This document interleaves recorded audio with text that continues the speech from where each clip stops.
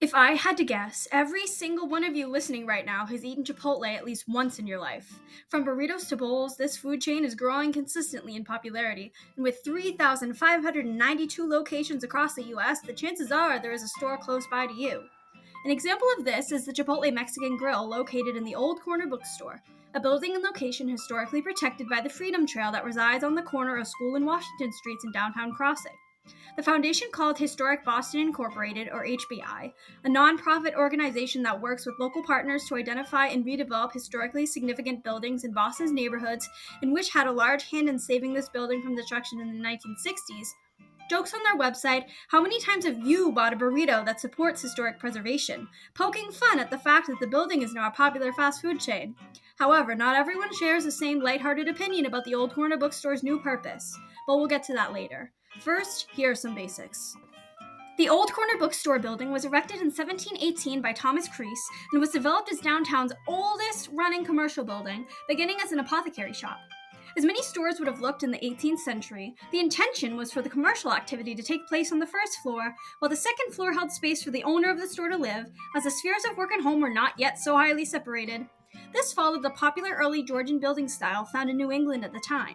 Composed of a common brick bond as well as bands of brick belt courses breaking the rows of windows, the building also boasts a gambrel roof, as well as granite coins on its second-story corners and 12 by 12 ripple-paned, double-hung sash windows with dormer windows emphasizing the attic floor. The symmetrical building also boasts a second-floor wall overhang popular in Massachusetts.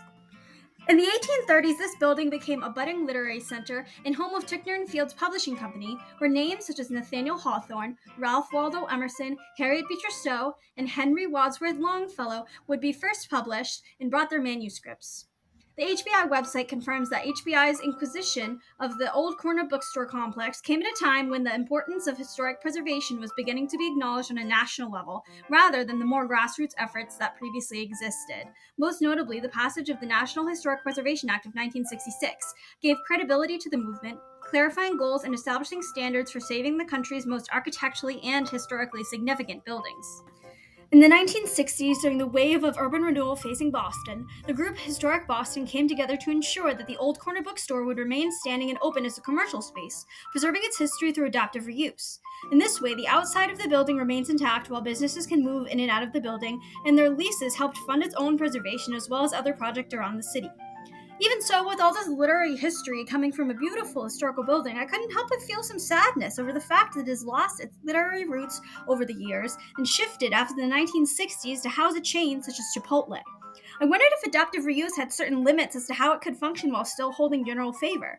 Aware of my bias as an English literature major, I decided to ask the public. Here's what they had to say. Like, it is kind of sad that nobody knows that it was such a big deal. Like, Charles Dickens' books were published there, and it's kind of sad that a lot of people don't know that. Like, it's kind of sad to know that a building that with such beautiful architecture can be turned into something so name brand. Adaptive reuse as a concept does have its limits and can lead to an unhappy public if not carried through under the right circumstances. This important literary hub, rather than perhaps respecting its roots and becoming a bookstore or cafe where literature can still flourish, has in some ways sold itself out to allow in a Chipotle, which could actively and literally be anywhere else in downtown Boston.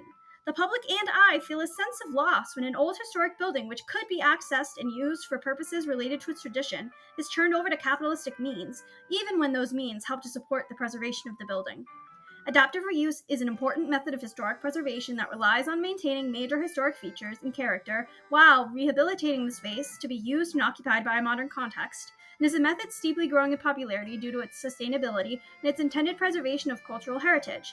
There is also, however, a psychological element of rehabilitating a building, in which the cultural heritage is meant to be preserved in a way that the building reaches the goal of generating psychological comfort, creating environments that promote emotional wellness, as described by the foundation called Rethinking the Future.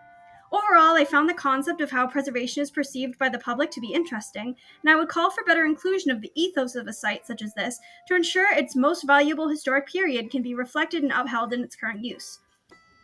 Yet with only a slightly pathetic, simple metal plaque to state its value, a person walking along Washington Street may not even realize the historic importance of the building, and therefore, even though the building has been preserved, there is still a major feeling that something has been lost.